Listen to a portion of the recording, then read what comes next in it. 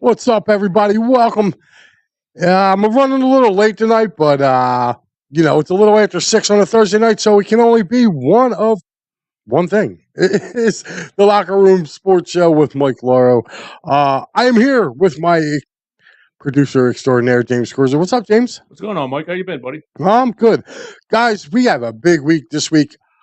Eagles, Cowboys, enough said. Matter of fact, I'm dedicating most of the show to it. Between that and also, I had a chance just a couple days ago to sit down with the one and only, when you say this guy's name around the Philadelphia area, it's synonymous. And it's Marc Farzy, as everybody likes to call him, Marc Farzetta. I had a chance to sit down and chat with him briefly the other night, 2 nights ago, to be precise. And we're going to get to that in about probably about 5 minutes or so. It's a nice lengthy interview that I did with him on Tuesday night, and I'm pretty sure you guys will enjoy that. When we come back from that, we will be definitely touching on Eagles Cowboys. My thoughts going into this game.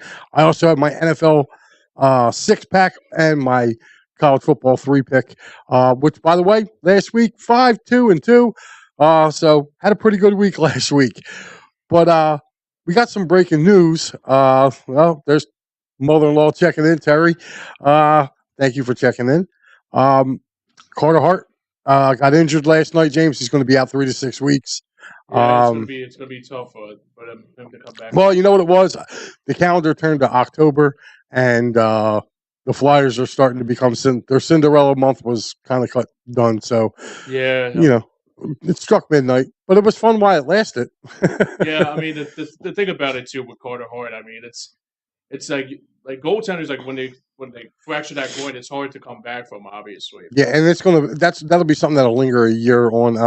Yeah, I don't have any faith in Erickson, even though my broadcast partner on Sundays, love the guy. No, he don't do nothing for me. Yeah, he's got a weak glove hand. Yeah, I mean, I think it was just like a flash in the pan. He was, like, to say the least. Yeah.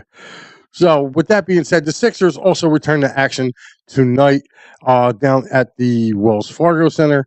They will be hosting, I believe. I think it's the Raptors again. Raptors, yes. So, they'll be finishing up with the Raptors. Also, Thursday Night Football, you have the Tennessee Titans also going into Pittsburgh to play the Steelers. So, again, guys, sit back along for the ride. Like I said, Tuesday night, I had the opportunity to sit down and chat with one Marc Farzetta, formerly of 97.5 The Fanatic and also 94 WIP. So this is what went on.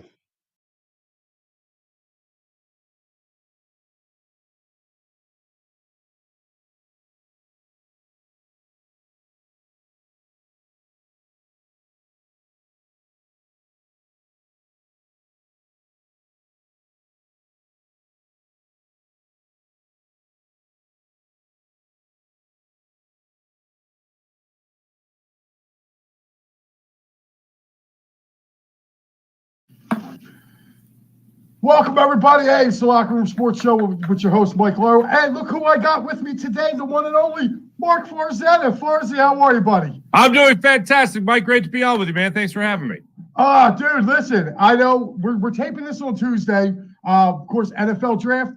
We've had to reschedule this thing, push it back, as we can say, from when we wanted to do it. But, hey, yeah, glad to finally get you on, man. I got some questions for you, man. I've been dying to get you on, one, because I've been watching you forever now, especially what you're doing with the post game and on Jacob Media. So I've been wanting to get you on. You're one of the interesting characters that, not characters, but interesting people that. No, I got you. Thank you. But my first question for you, Marc, is what got you into radio / podcasting? Like, what made you want to go, I want to do that? Right around, I think when as I don't know how it works for the girls and stuff like that. Like when you're a girl, you're growing up and all that stuff. But I know with the boys, it's like you kind of realize around 10 or 11 years old, I'm not going to make it as a professional athlete. Like this kid, I'm never the best player on my team. I'm like the 4th, 5th best player on my team, if I'm being generous. So right around that time, I was like, okay, I know I'm not going to be a professional athlete. I know I never finished first when we ran the mile in school, you know what I mean, during phys ed. So I was like, I just want to be around it. I just want to be around sports because I love sports. I want to be around it. I always loved performing. I always loved putting on a show. I always loved to talk. My father told me since I was a real little kid, like, hey, just find a job where they pay you to talk because you don't shut up. Was basically what I paraphrased, my own words, not his, but you understand. So I just wanted to be around it. And I grew up loving guys on the national scene like Bob Costas, who I got to work with for a little bit as well on the national stage with NBC. And he was just a huge inspiration to me and just made me really want to be a broadcaster. And of course, I always listened to WIP. That was around my whole life. So I always loved the guys on WIP as well. And obviously got to know and work with some of those guys as well. I always loved it. And I loved the idea that I got this experience as a kid that was very unique. Like I'm born and raised in Pennsylvania for the most part, in the Philadelphia area for the most part. I lived in Baltimore for a couple years as a kid because my mom's family is from down there. So me, my mom, my dad, my brother, we lived down there in that area for about 3 years. And that fan base, and this was before the Ravens came there, so it was strictly Orioles. That fan base is a great fan base. Don't get me wrong. They are a very passionate fan base. When Brooks Robinson died, I made the comparison of Orioles fans, Baltimore fans look at their players as an extension of their families. In Philadelphia, we look at our players, I think, and maybe I'm wrong, but I think we look at our players as representatives of our city. So if you're going to play, you better play hard, you better play furious and all that stuff. So it's a very different thing, but it's still both passionate fan bases. But when we moved back to Philadelphia, I was about 11 years old, and I remember I was listening to a pregame show, Eagles Cowboys. And I just remember thinking, we're on the way back from church. My dad had the radio on. I remember listening to it. And like, that was like nothing I had ever heard before. You never heard that in Baltimore. Like, you weren't hearing that for a pregame Orioles show. Okay. And I just thought I got to be in the middle of that. And again, it was around that same time where I figured out maybe I'm not going to be playing center field for the Phillies in my future. So it was right around that same time that I was just like, this is what I want to do. This is awesome. This is my ticket to still being around it. And I've been in the business now, just shy of 20 years. I got my first paycheck, not including being the general manager of Temple Ambler 1610 WRFT radio, where I got paid like below minimum wage, but it wasn't about the money. Not including that, I've been in the business for 19 years now, and just living the dream, man. It's been a hell of a ride. Man, yeah, I'll tell you what. Speaking of guys that you come across, you brought up Bob Costas. Who were some of the guys that really influenced you? Like, I remember your time early on with Angelo. Oh, sure. By the way, Farzy in the field, greatest segment ever. You need to bring that back. We do it every once. The last one I did was at the Eagles Kelly Green party that they had in Fairmount Ave. And I went down there, and I bring it back on my show every once in a while. So yeah, it's not gone. It's not gone just yet. It's still around, but yeah, I don't do it as frequently as I did. But no, I grew up listening to Angelo. I grew up listening to Anthony, Glenn Macnow, Howard Eskin, Big Daddy Graham, of course. I remember when the Sixers reacquired Derek Coleman. How old was I? I was sophomore in college, and I was making, for my dad's birthday, I was making my dad a baseball bat. Like, I love woodworking. I love that stuff. So I was making my dad a baseball bat, and I remember I had the radio on. I would do it at night because my dad'd be sleeping, and I'd come home and I'd just go down the basement and start working on the bat. And I remember Steve Fredericks being on the air at night at WIP, and Howard Eskin calling into Steve Fredericks and breaking the news that Derek Coleman had just re-signed with the Sixers. Like, it was his second stint with the Sixers. And I just remember making that bat, and I just remember listening to that breaking news. And then I remember really getting to know Steve Fredericks at that time because, as a listener, because all the Steve Frederick classic lines of, somebody would call and be like, hey, guys, how you doing? And then Steve would say something like, yeah, I'm looking around. There are no guys here. It's just me. Go ahead, caller. Like, stuff like that. That is Steve Frederick isms, if you will. So all those guys were huge influences. Al Michaels was a huge influence. I got to know him at my time at Sunday Night Football as well. He was great. Love that guy. Just a lot of names, man. Over the years, pretty much anyone I ever heard on the radio, I thought was really cool. The Orioles, when I was a kid, their version of Dan Baker was this guy named Rex Barney, who actually, I think he was teammates with Jackie Robinson. And Rex Barney is really known for, at the time, he would always say, he would make an announcement, like Dan Baker would make an announcement, and he ended the announcement with, "Thank you." You know, like that. And yeah. I've heard him. Yeah. I was the first time I heard it, I think I was 6 years old, and I was like, that.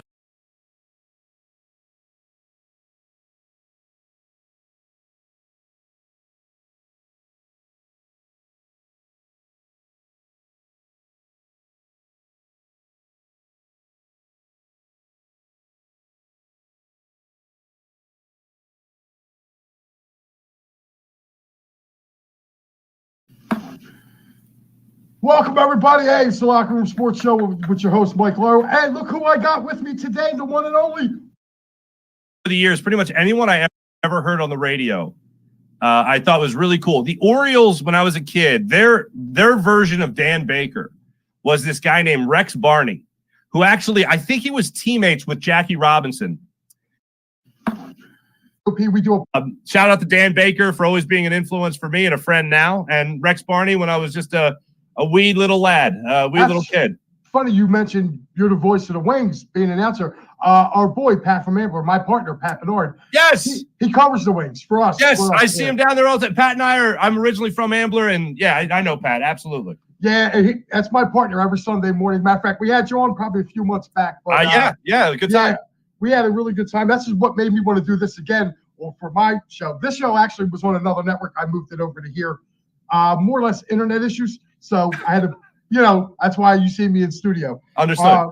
So, with that being said, the Phillies season didn't kind of end the way we would have all liked it. I want to hear your take on it. Like you, us at EOP, we do a post-game show. I get to watch you after we're done with our stuff. Just reiterate for what your feelings are of how the season ended, and where do you think the Phillies are going forward? I mean, in all honesty, I'm down on what happened. What happened sucked. That was, I mean, they absolutely choked. I mean, there's no other way to look at it. I mean, you get 2 games to play at home. All you got to do is win one of them, and you have a guy that's been lights out for 6 straight starts, and Aaron Nola on the hill, and then finally the carriage turns back into a pumpkin for Aaron Nola. All of a sudden, Nick Castellanos, tired phrase, but can't hit the broadside of a barn. You have this. I called it a regression. You all of a sudden became the May version of the Philadelphia Phillies. Like for a long time, man. Oh man, we were riding that awesome June version of the Philadelphia Phillies. Oh, that June Philadelphia Phillies team, man, they can't be stopped. And even in the month of June, I just want to point out the Trey Turner hit like 278 with a 353 on base percentage. He was actually doing okay, not great like he did after August, but he was still okay. But that June was incredible. But in those last 2 games, they reverted back to, and really even when they played the 2 out of 3 games in Arizona, they reverted back to the May Phillies. But the thing that made it most like May was Trey Turner flailing at pitches, low and away, getting in 0-2 counts, Aaron Nola getting shellacked by the long ball. And then Nick Castellanos, maybe he reverted to Nick Castellanos of last year, where he was swinging at everything low and away. I think it was Corey Simon, NBC Sports Philadelphia, put out the hit chart, not the hit chart, the hit zone for Nick Castellanos. And it was like 27 pitches they got him to swing on low and away. And that was going into the last game of the series. That's insane. Yeah, it was frustrating for like me to watch it. I just kept wondering, when was Alec Boehm going to? Yeah. Like I don't feel like he got enough kind of I guess serum, or venom. Yes, yeah. From the Philadelphia faithful, because he had a brutal series. Defensively, he was great. Yeah, batting in that 4 spot killed him. And I felt like it killed us. I thought it was an obvious move for Rob Thompson. You had one guy in Nick Castellanos who was actually starting to hit a little bit, and you had Alec Boehm who was not. So you make the flip. And then when Boehm's still not hitting, and then Castellanos really starts to not hit, there's 2 guys there that could benefit from a little bit of a shakeup. I thought, get their mind off hitting where they're hitting now, moving them a different spot, have them think about something else. Maybe they come through in a different moment. So I thought that was a mistake. Okay, so I'm very down on what happened. I'm down on Rob Thompson. I'm obviously down on Craig Kimbrell. I'm down on Rob Thompson for using Craig Kimbrell. I'm down on the bats for going silent the way they did. but I'm not down on the future of the Phillies. Dave Dombrowski is a really good general manager. He's been to 5 World Series. I think he's won 2 or 3 of them, if I'm not mistaken. 3 out of 5. 3 out of 5. So he's pretty good. He knows. I give him credit for knowing what he's doing. He's acquired talent.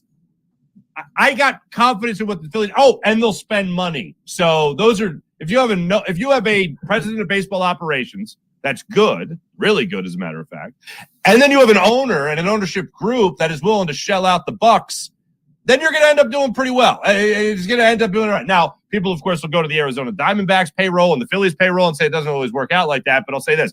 I think the Phillies are in a situation right now with Bryce Harper, with Zach Wheeler heading up their pitching staff. Whatever happens with Aaron Nola in the offseason, whatever happens with Rhys Hoskins in the offseason, I still think that the Phillies have a great opportunity to be right back to where they were this year, at least, and have the opportunity to make it back to the World Series. I made this comparison last year, and I still feel similar. I feel worse, but I do feel similar to how I felt last year.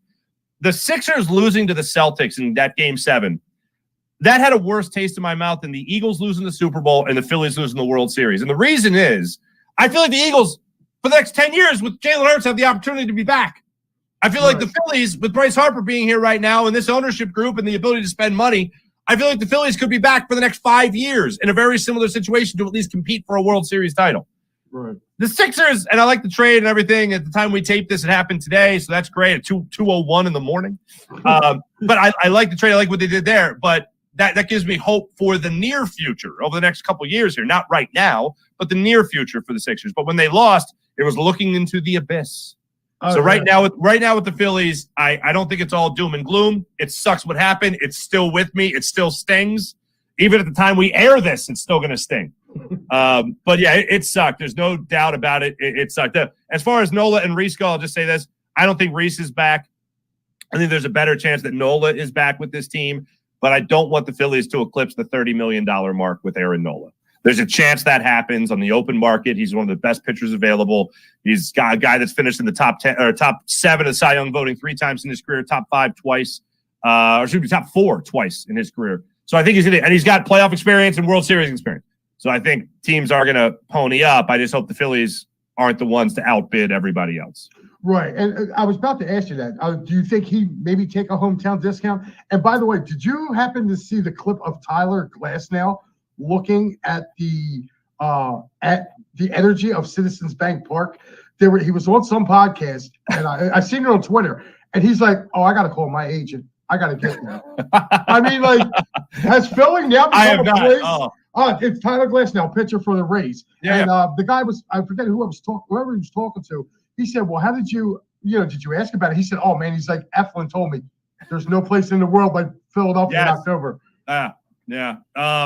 I did not see that with Glasnow, but I saw that that Zach Eflin was touting us to some people, so that's great.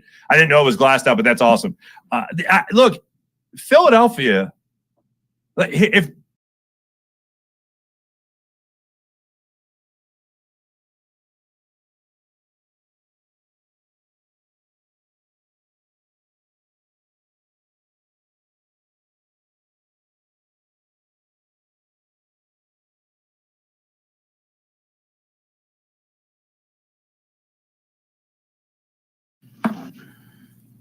Welcome, everybody. Hey, it's the Locker Room Sports Show with your host, Mike Lauro. And look who I got with me today, the one and only Marc Farzetta. $30 million mark with Aaron Nola. There's a chance that happens on the open market. He's one of the best pitchers available. He's got a guy that's finished in the top 10 or top 7 of Cy Young voting 3 times in his career, top 5 twice, or should be top 4 twice in his career. So I think he's got playoff experience and World Series experience. So I think teams are going to pony up. I just hope the Phillies aren't the ones to outbid everybody else. Right. And I was about to ask you that. Do you think he maybe take a hometown discount? And by the way, did you happen to see the clip of Tyler Glasnow looking at the energy of Citizens Bank Park? He was on some podcast, and I seen it on Twitter, and he's like, "Oh, I got to call my agent. I got to get there." I mean, like, has Philly now become a place? It's Tyler Glasnow, pitcher for the Rays. And the guy was, I forget whoever he was talking to. He said, "Well, how did you ask about it?" He said, "Oh man," he's like, "Eflin told me there's no place in the world like Philadelphia in October."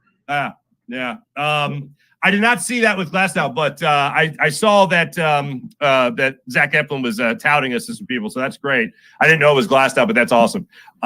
Look, Philadelphia, if social media has done probably the biggest favor of any fan base, social media has done the biggest favor to Philadelphia, because now everyone knows that we're not the only ones that could be a little unruly at the place of play. Everybody is every fan base can have a scumbag or two. You know what I'm saying? It's not just us anymore. So what I loved, I shouldn't say loved, because still other people made mistakes. They did stupid things in other cities, and I don't want to be like, look at them being terrible because we weren't. So that's great. No, I'm not. I don't want to spike the football in that regard. But I will say this: while other stories were being covered around the country, you know what they were talking about in Philadelphia? How great we were. We're talking about how much of an insane atmosphere we provide for our teams. What the home field advantage is supposed to be like, with the exception of games 2, with the exception of game 6 and 7, where the Phillies just decided to push that advantage aside and say, "Oh wait, you guys are cheering? We provided the atmosphere. You're supposed to win." Right. But everyone was lauding us. People were talking about the standing ovation for Trey Turner in August. That's beautiful. That's great. I love the fact that we were getting all this love from around the country. Finally. Right. The best is when I get guys like 49ers fans and they call us savages, and I'm like, listen, man, there's been a 20-year thing, a 20-year existence at the Link. No one has died there at an Eagles game. I was like, you guys have had a stadium for like 6 months and you already got like 8 deaths. They think they're highfalutin because they work in the middle of all them Silicon Valley companies. Yeah, I remember going to that stadium in Santa Cruz or Santa Clara, and I remember driving by whatever the hell it was in what was it? I don't know if it was Twitter. I don't know what it was, but it was like all these startup companies like Silicon Valley, whatever. And I'm like, you bunch of nerds. Like, really? Yeah. You think you can get away with this little nerd? I've never been there, but I'm not looking forward to it. I would never, that's not a destination point for me. The stadium is ugly. My buddy Dave described it really well. I was out there working a game. My buddy Dave he goes, this stadium looks like they hired 2 totally different architects, and they said, both build a stadium, and we're going to take half of each your project. So there's one half of one guy design, one half of another. It does not look like it goes together at all. Oh, man. Mark, I just got one final thing for you. It is Eagles-Dallas Hate Week. I need your favorite Eagles-Cowboys moment that you would put up there and go, yeah, that's numero uno for me. Wow. Oh, man. I'll make it easy for you. 1 win, 1 agonizing defeat. How about that? Oh, well, I guess the losses always stick with you more. When the Eagles lost, they got swept in the season, and then they lost in the playoffs. And Donovan McNabb in AT&T Stadium, the new stadium there, I was at the game, and he runs out of the tunnel, and he slams the plexiglass, and he's playing the banjo, air guitar, whatever the hell that was when they went out there, and they got beat a 3rd time that season. Yeah, shut up. Back-to-back weekends, right? If I remember. My God. I believe so. I think you're right. Yeah, that still stings. Speaking of things that sting, that still stings. The great moments, man. The great moments against the Cowboys. That's a real good one. T.O. with the Eagles against the Cowboys was incredible. Just knowing that you had that weapon. Brian Westbrook breaking open screens against the Cowboys. I remember the pickle juice game as what was supposed to be the real start of the Andy Reid era. That was probably my favorite moment. Just knowing, I think it was Corey Simon got a sack on the first play. Eagles went with the onside kick, got it. Then Corey Simon snapped into action. He got a sack. I think he got a fumble as well, maybe on the first play of the game. And then the Eagles just ran away with that game, and it became known as the pickle juice game. And then one more play, John Runyon, Brian Westbrook. Eagles are leading the game. Brian Westbrook breaks a long run. They got the final couple minutes ticking off the clock. And John Runyon, right before the goal line, yells to Brian Westbrook, just go down. Go down. They can't win. And Brian Westbrook, here's the big man, and just lays down and then they ran the clock out the rest of the way. Because if Westbrook scores, you essentially give the ball back to the Cowboys. They have an opportunity to get back into the game. So that was a wild one, man. But there's just so many things. Wasn't that a Christmas Eve game? I want to say it was. I think it was a Christmas Eve game. I remember. I think I watched that. My biggest heartbreak. I was on hand late '90s, Monday Night Football. Eagles come back in the game. They need an extra point to tie it up. Tommy Hutton bobbles it. The old Texas. Oh, I remember that. Yeah, I remember that one. He ended up scrambling to his left. And My favorite one was 44-6 back in 2008. I was there. Oh, that was the Tony Romo keep the punt team off the field. No. I got this. I got it. You ain't got it, son. You ain't got it. Clemens ran it back. He had a fumble recovery, ran it back for like 91 yards. I think Joselio Hansen had like almost 100-yard return. Wow, what a name. Yeah, I remember being at that game. I'm looking forward to it. What's your prediction for this Sunday night? So again, as we tape this, as we have this conversation on Tuesday, I'm going to wait to see what the injury lists look like. Jalen Carter is still a little bit of a question. Nick Sirianni said on Monday, Jalen Carter was feeling better. Jalen Hurts is feeling better as well. So hopefully all is right with the world there. But I know you could say this about the Cowboys, but this factors in way more for the Eagles, I think, because if the Eagles lose this game, all right, let's live in this horrible universe for a second where they lose this game. They go into the bye week. The Cowboys are now 6-2 at the bye week, but the Cowboys play the Giants. Now they're 7-2. The Eagles come out of the bye week and play the Chiefs. While the Eagles are 7-2, the Cowboys are 7-2. Eagles play the Chiefs. Cowboys, you know who they got the Panthers. While the Eagles have to play the Chiefs, the Cowboys get the Panthers. So all of a sudden, you're looking at your second place.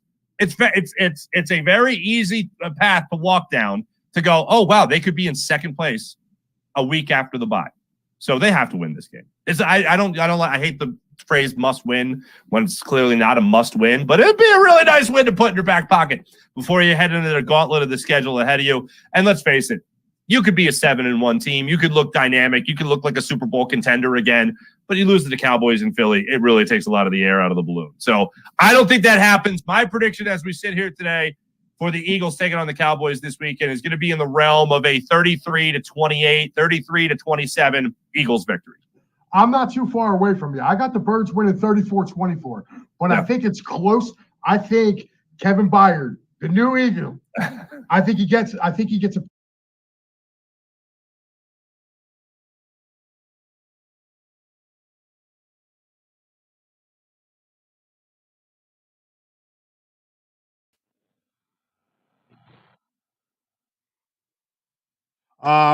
Sorry for the technical issues with the video. It will be up in its entirety on our YouTube page.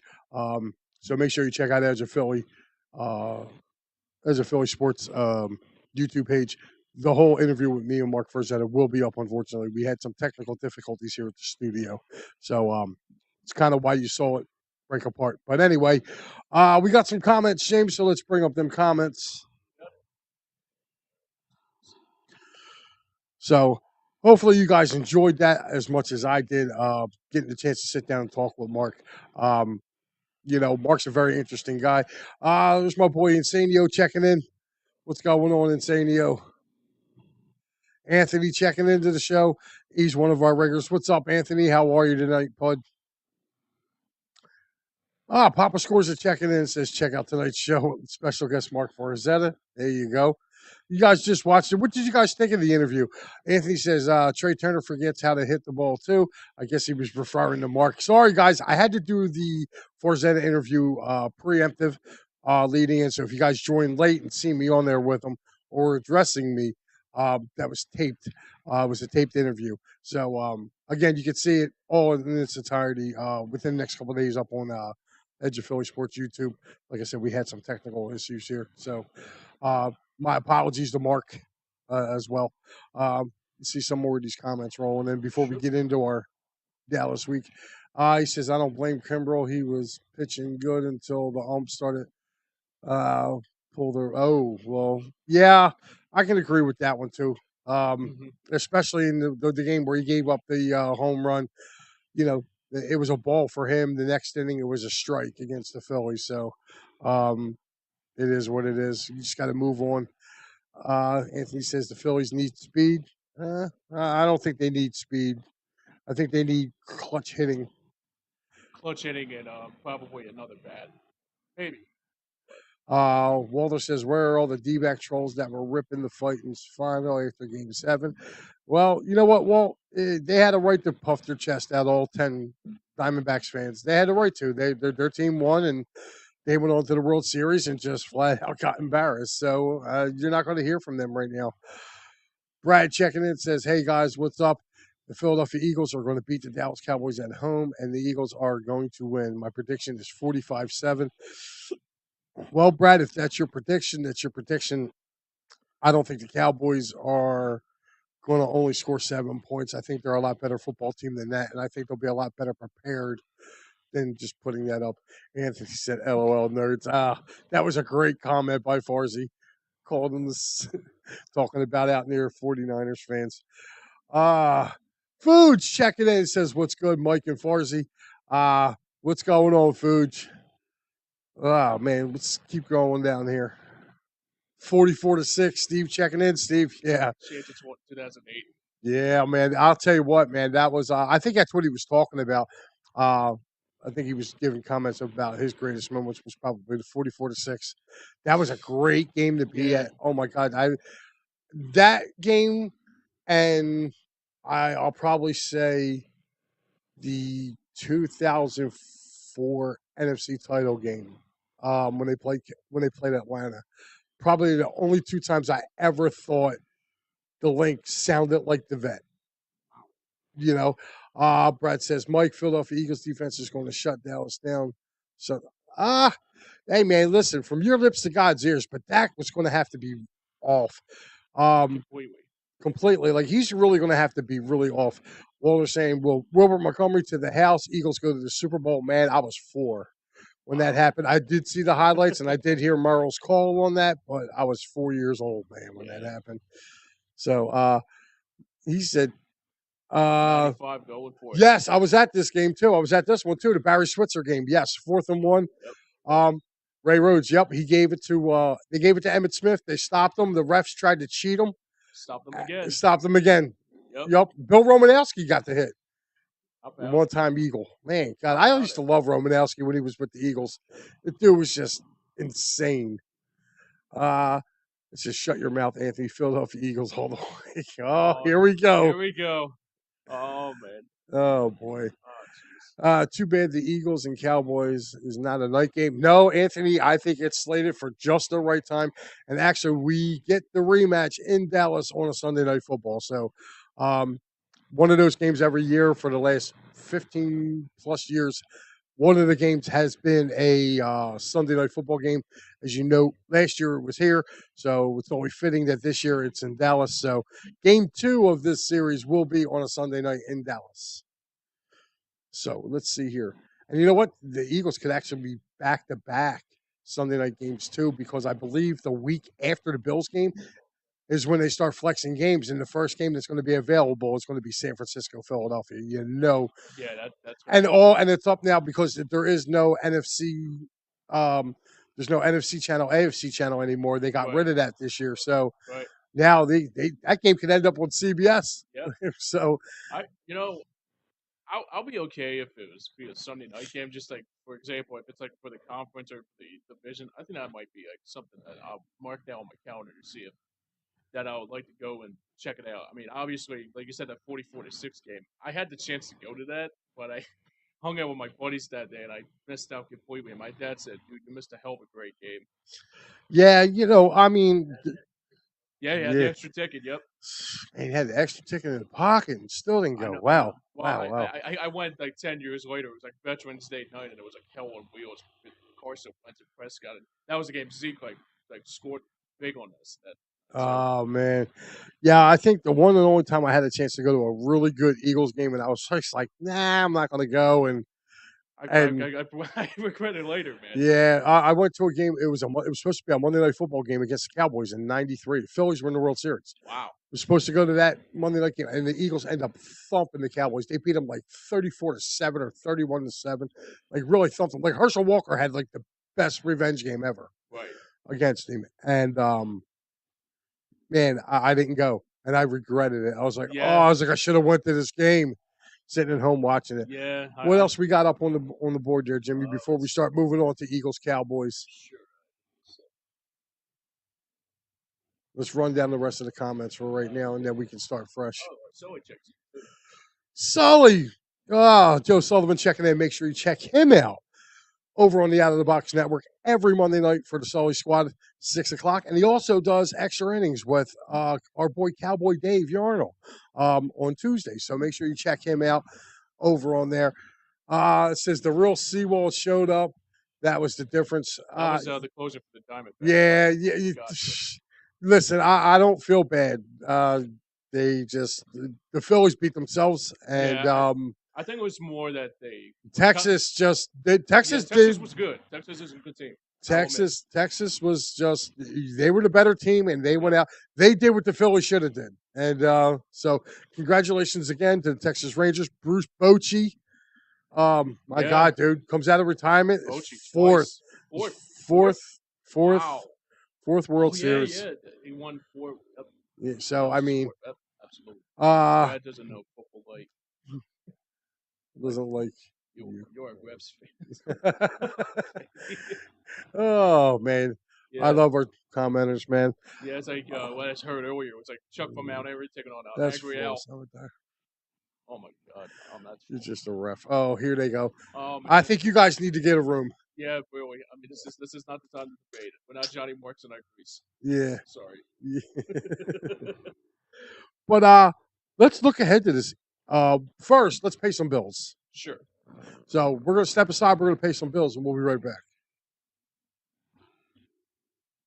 All right, guys, it's time to talk about Sherry's Tickets. Sherry'sTickets.com is easy to use and has no hidden fees. The price you see is the price you pay. Pay less and play more with Sherry'sTickets.com. Save even more by using the exclusive promo code EOP10. That's EOP10. Do not pay hidden fees and save 10%.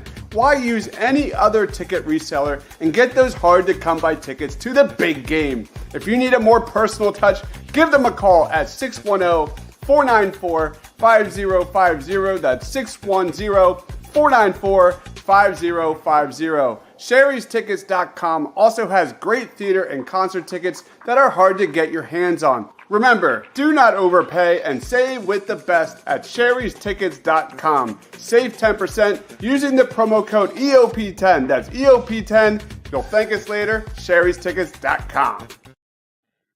All right, guys, we're back, and James, hate week. Yep. It's been building up, and good news comes out of the Eagles camp today. Looks like Jalen Carter was practicing back in practice today. That's good to hear. That's really good to hear. So, I think it would be good to have him back, and also to have probably see what's his name, Kevin Byard, the guy that we got. Kevin Byard, yeah. Kevin Byard, to see what he has in store with this one too. My dad says he's going to get an interception on Prescott this week, which will be great. Well, he's got like 3 previous interceptions against Prescott, right. But I'm a little worried. Eagles had a chance to get Jalen Johnson from the Bears, and how you feel about that? I wish they would have pulled the deal. Really? Yeah, because if they would have pulled the deal, he would have been able to stick CeeDee Lamb. And right now, like, the book is out to beat the Eagles. You just line up in the slot.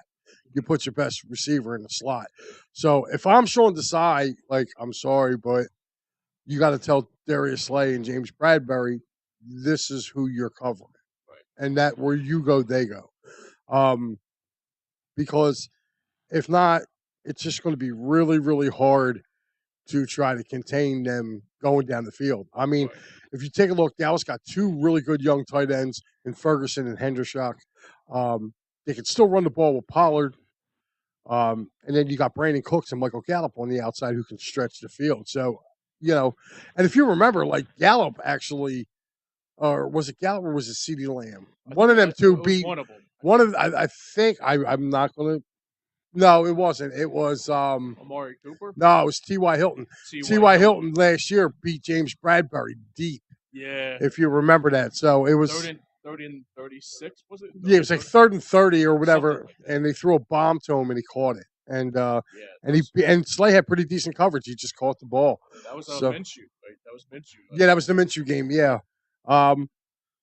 My whole thing is this: Dallas is going to be missing Tyron Smith. They're all world left tackle. Right. They got to exploit that. I feel like they got to be able to get in there and get pressure on Dak Prescott. Now, we did see a year ago the defense did score a touchdown in that last meeting with Josh Sweat. He picked them off and ran it back for a touchdown. Yep. So, my concern is what they're going to do with CeeDee Lamb. I'm not really concerned with the other two, especially if they line up on the outside. If they line up on the outside, they're getting Slay and Bradbury. It's in the middle. The only thing I can think of is, and I know it's a lot to ask of a rookie, but Eli Ricks to me has been showing a lot. And to me, I really like his game. I think if I'm the Eagles, you kind of double them. You put Eli Ricks because Eli Ricks is fast enough to run with CeeDee Lamb. Maybe put Cindy Brown on that. No. Sidney Brown, you keep in the box. Sidney Brown proved to me last week he is not fast enough. He was getting beat by Logan Thomas was running by him last week. That's true. So no, I like Sidney Brown, but right now Sidney Brown has to develop more. He can get down the box and he can pop people, but his covering skills, man, I don't know. Logan Thomas had a field day between him and Reed Blankenship. Like I wasn't impressed with Reed last week either. I thought he took a lot of bad angles, wasn't in the right position. I mean, the one touchdown throw towards the end of the game, if he's playing in the right area, God. He says we got to defend the rub routes, especially with the new players. You know what, Steve? You're right. Yep. You're right. And, Yep. I'm looking forward to this game. I really, really, truly am. I mean, I think this is a chance, really, if the Eagles can go out there, if the Eagles go out and do to the Cowboys what the Niners did to the Cowboys, that's really sending a statement. And, Right. They haven't had a good, or I can't say not a good game, but they haven't had a complete game yet. And for me, I think this week against the Cowboys, you got to play this complete game. Yep. There's no ifs, ands, or buts about it. You have to play a complete game against this Cowboys team. Yep. Basically, you're showing the rest of the NFC. You go out there and you blow out the Cowboys. Not only are you sending the message to the rest of the NFC East teams, you're sending the message to the 49ers. Guess what? When you come here, you got something coming towards you. It sends a message. It tells the Kansas City Chiefs, in 2 weeks, we're coming to Arrowhead. You better be ready. Yep. Because they're not playing their best ball. If you're looking at it, they got smoked last week in Denver. Now they're across the pond, to play a really good Miami Dolphins team. It's funny. I said this early on in this season with Kansas City. It said ever since Bieniemy left, I said to myself, that's going to cause a big hole in with Mahomes and his offense.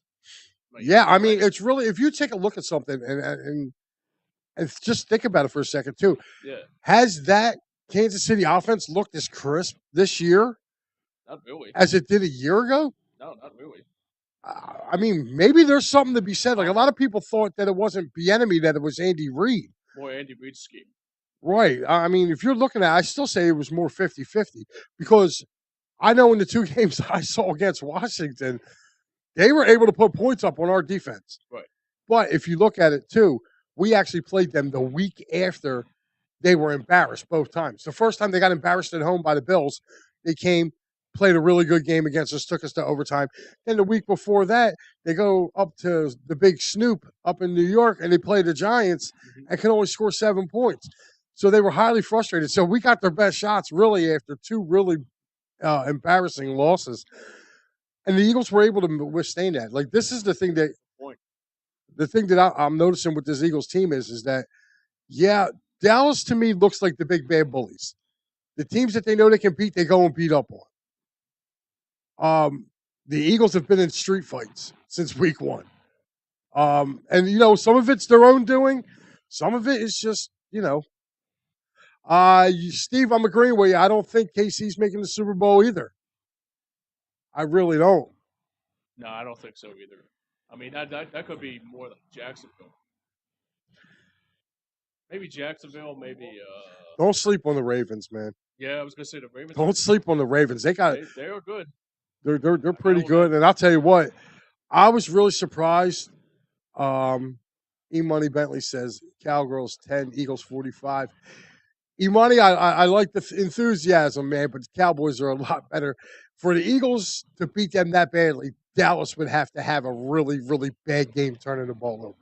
I'm not. I mean, I'm as big as Eagle fan as there is, but you got to give Dallas their due, man. Like they are the second. Be real at the same time. Yeah, they're the second best team, I believe, in the NFC. Yeah, I think they're better than the 49ers. I think the 49ers just caught them at a bad time.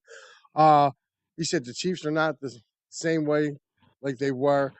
They are not focused and too worried about the outside of football because they got too comfortable. Maybe, Anthony, maybe. All I do know is this. They played a very, very inferior Broncos team a week ago, and they scored 9 points. Now they have to get on a plane, go to Germany to play. That's in Germany? That's in Germany. It's Sunday morning. While me and Pat Bernard are on 9:30 in the morning. That's a 9:30 kickoff over in Frankfurt. So, that's crazy. Yep. So, with that being said, we're going to pay some more bills. And when we come back, you'll get me and James' final prediction. With the last 14 minutes of this show here, you'll get our predictions and also our predictions, standout stars. And I'm going to give you my NFL 6-pack and my college 3-pack for the week. All right, guys, if you're a Philly sports fan and you want to travel with your favorite team, then travel with the best. Go to phillysportstrips.com. They have self-travel packages and full travel packages available with round-trip flights from the Philadelphia airport. Packages include direct flights, 4-night stays, all-inclusive tailgate parties, lower-level group tickets. Whatever you want, you got it with phillysportstrips.com. If you want to travel to an upcoming Phillies game, make sure you check out Philly Sports Trips. And do not forget, Philly Sports Trips has all the away trips for the Eagles' upcoming 2023 season. Jump on it now, because you do not want to lose out on all these great opportunities. Go to phillysportstrips.com. Alrighty, guys, we're back. Also, guys, we're also being brought to you by David R. Cherry. You can reach him at www.cherryinjurylaw.com. Also, 610-565-0300. Make sure you guys give him a call for your motor vehicle accidents, anything that has to do with legal representation. Make sure you reach out to our guy, David R. Cherry. Once again, that's 610-565-0300 or www.cherryinjurylaw.com, and tell them that the boys at EOP sent you over there. And also, if you're in Ridley, go to 24 East Sellers Avenue, Dolan's Bar. You never know who you're going to meet in there, man. I went last year, Game 2, World Series, Lenny Dykstra in the house. So they do a lot of good giveaways, memorabilia giveaways. They have Quizzo. Really good time going there. Again, you run into PJ, the owner over there. Tell them that the boys at EOP sent you over. So that finished taking care of the bills here. I don't know about the Broncos being better. Nah, they're not getting better. They're not that bad. They were trying to sell off half of their team, which I was real surprised.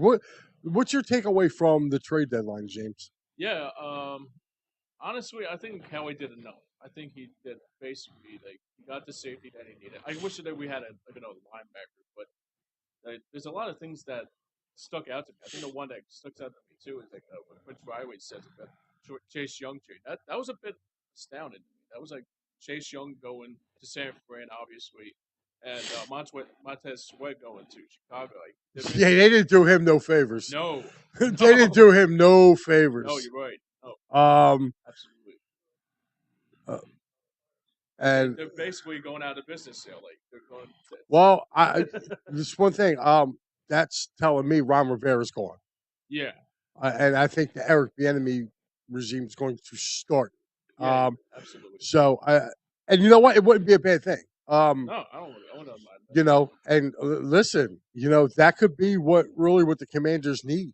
To get out from Riverboat Ron and Jack Del Rio and have Bieniemy bring in his own guys. Yeah, maybe change the culture a little bit. Yeah, and I think that's why he was brought there. I think they knew, they pretty much told, like, Ron Rivera, like, yeah, you they either pretty much show up they or you show told out. right. They told Ron Rivera, no, he's going to be your offensive coordinator, and if you don't do well, he's going to be the next head coach. So, Mike Kaepernick checking in goes, I think the Eagles need to cover linebacker to stick these tight ends that they will be playing in the next few games. I mean, nobody's covering Kelsey. It's just that plain simple. It doesn't matter. You can put 2, you can put 3 people on him. He's still going to get his yards. Yeah, it's the same thing with Mulata and Lane too. Like nobody's going to get by. I think we'll be okay, Yeah, this is the annual make Marcus Lawrence disappear game. and Micah Parsons. Well, I don't know about Micah. Micah, I think will make some plays, but DeMarcus Lawrence disappears. He sees Lane Johnson across from him, and I will debate this with any Cowboy fan who wants to bring it up. I think the guy's got 1 sack against the Eagles in like 13 games, and it wasn't against Lane Johnson as much as they try to do that. Dave said, "Hey, Mike, sorry for not checking in earlier. Have a great show." Hey, James, Cowboy Dave checking in. Dave, good luck to your squad on Sunday. But yeah, I was just spitting some facts. Getting back to this game, like this is where I see the battle of this game being won. Mm-hmm. And to be honest with you, I feel like the Eagles' offensive line against Dallas's defensive line, I feel is an advantage for the Eagles. Yeah, I agree. I really do, and it's not taking a shot at the Cowboys' defensive line because they got a very, very good defensive line. Absolutely. But I don't think they have the cohesiveness. Let me ask you, like, I know it's like Dallas, I'm not like perhaps about what the Cowboys are, but what's going to be the X factor for the Eagles this week to get a good win against Dallas? They have to attack. They got to attack that intermediate area of the field. I think if they attack the intermediate area of the field of the Cowboys, they will be successful. So I say, look for Dallas Goedert to have a good game. Yep. Look for guys to, Julio Jones. Look at those 2 possession type guys and look for them to establish the run.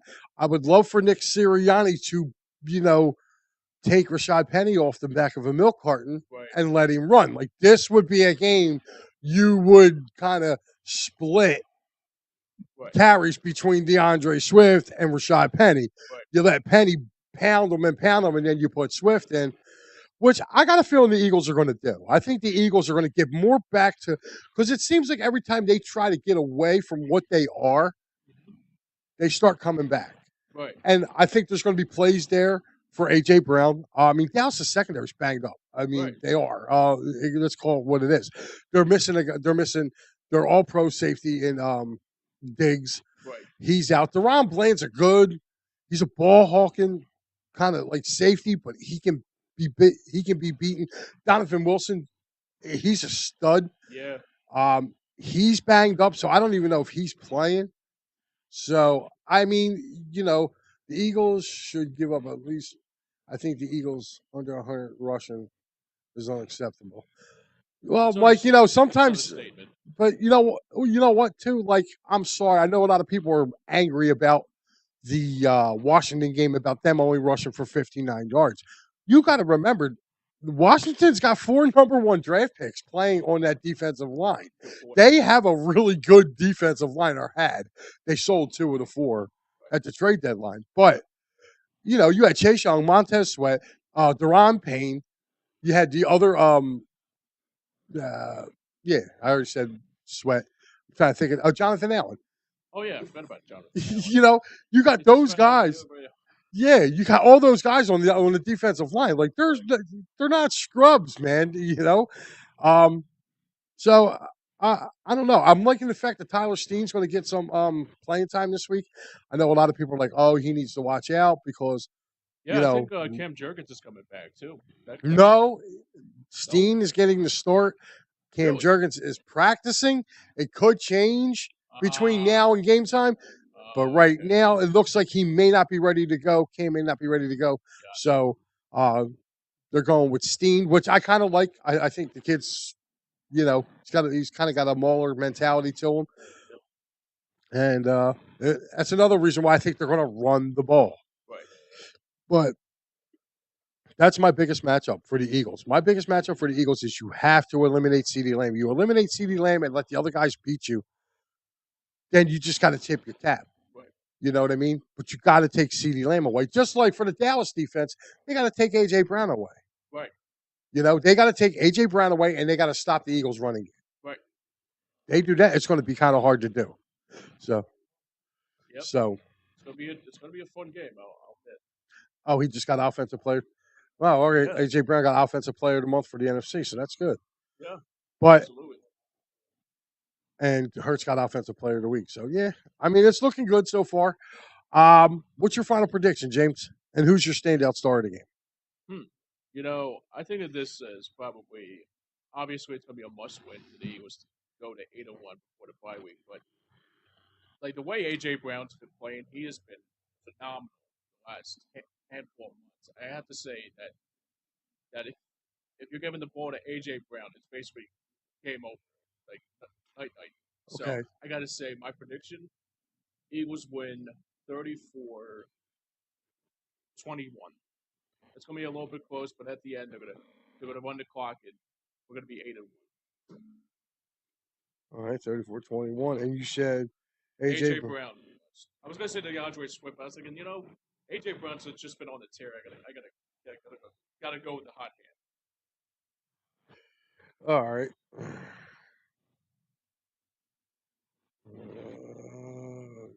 I'm just writing it down what you said. My prediction, I got the Eagles winning 34-24. 20. Yeah. Yes, I have it as a back and forth game, and I think a late turnover puts this game at a 10-point. Somewhere like the Eagles are up by 3. Yep. Dallas is driving down the field, either a fumble or something, and then the Eagles either take it back and score it or something like that. But yeah, I have 34-24, and my player of the game, believe it or not, is going to be the Slim Reaper, Devontae Smith. Devontae Smith. All Yes. right. And the only reason why I'm saying Devontae Smith, honestly, all the attention is going to be on AJ Brown. Yeah. And I think AJ's going to get his catches. Yeah. And he may even get into the end zone. But I think Devontae's going to have a bigger impact on the game. I really do. Nice. So you're looking at it, and I think, like I said, but I think the Cowboys are going to hang with them. Yeah, I really do. I do too. I don't think it's gonna be whoever makes a mistake. And to me, Jalen's been getting better with the interceptions. Like last week, he didn't throw an interception. Right. You know what I mean? Yeah, he had the fumble, but that was more majority of either the brotherly shove that the fumble in the end. No, he didn't get it cleanly, but still, that's something that he's got to work on or whatever. I just like the fact that they showed something different off of that formation. Because now the Cowboys can't all just, or anybody else, they can't just all bunch in the middle now. Right. Because if they go to bunch in the middle, you can bounce it right to the outside, just like Swift did. And exactly. So, I mean, I'm kind of glad. Like, people were like, oh, well, why did they show it a week before the Dallas game? Well, I mean, Michael Irvin said it best. They were in a dogfight a week ago. So, all right, guys, this is the part of the show where I give you 6, my NFL 6-pack, and my 3-shot college pick for this week.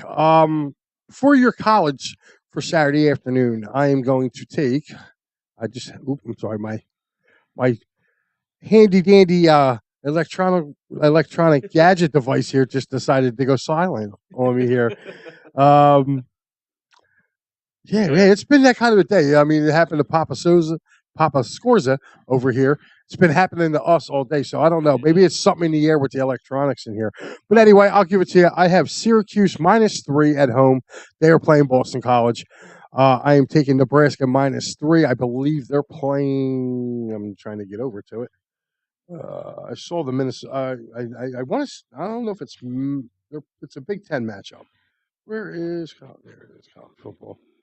Hold on. Big Ten.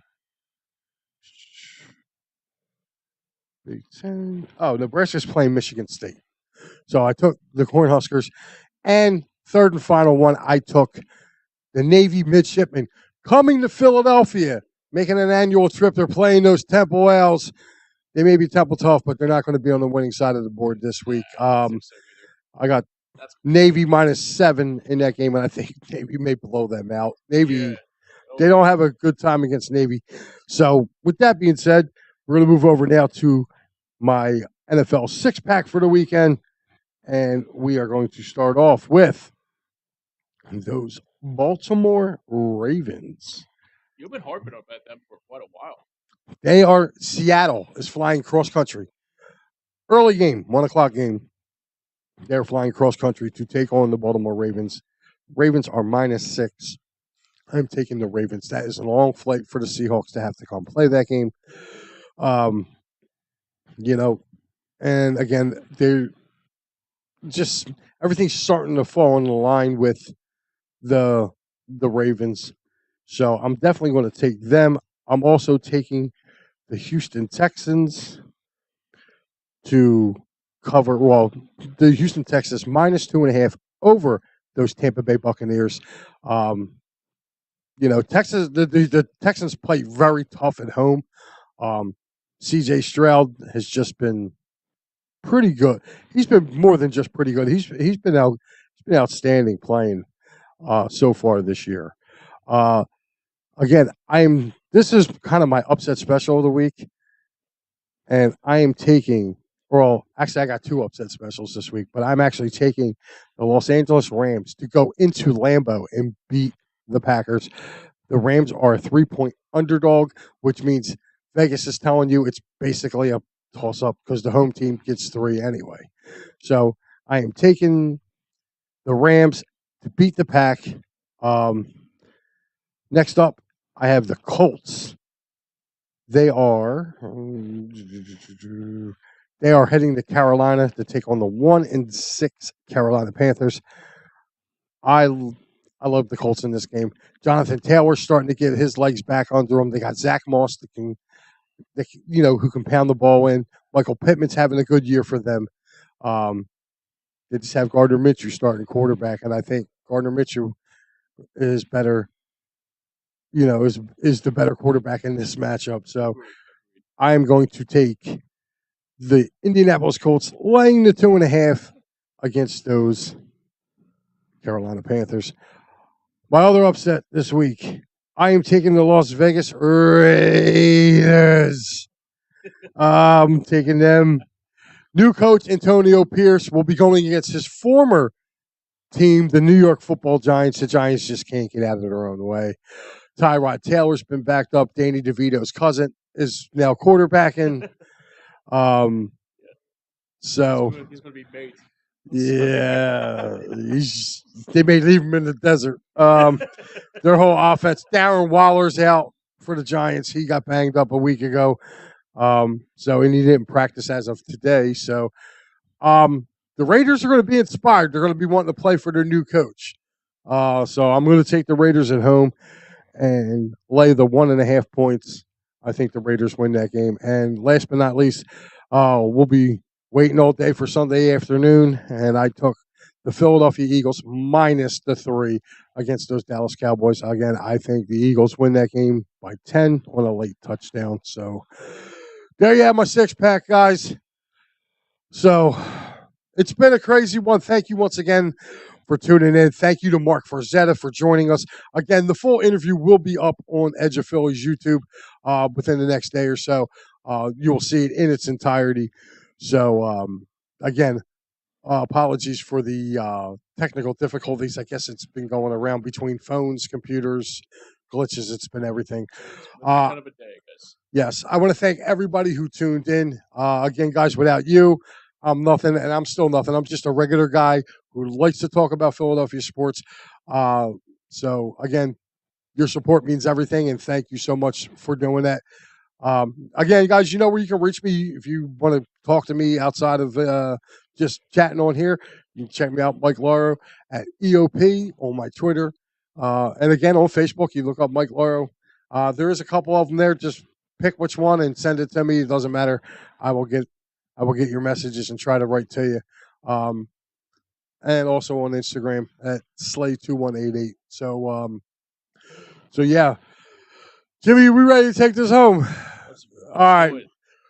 Well, for James Scores, Mr. Producer Extraordinaire, I am Mike Lauro. Thank you so much for tuning in, and I will see you Sunday morning. Guys, wait a minute. Before we go, we have a new show that will debut right here on the Edge of Philly Sports Network tonight.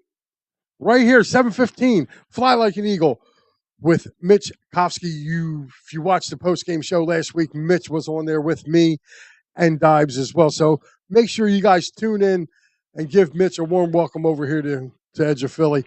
He's a great guy, loves talking birds. He will be following me now every Thursday night, 7:15. And, of course, after him, 9 o'clock, you got Gus, you got Austin, and maybe even my broadcast partner, Pat Bernard, jumping in, or Diego. One of the four. Two of them will be on, or maybe even three, or maybe even all four, attacking the third.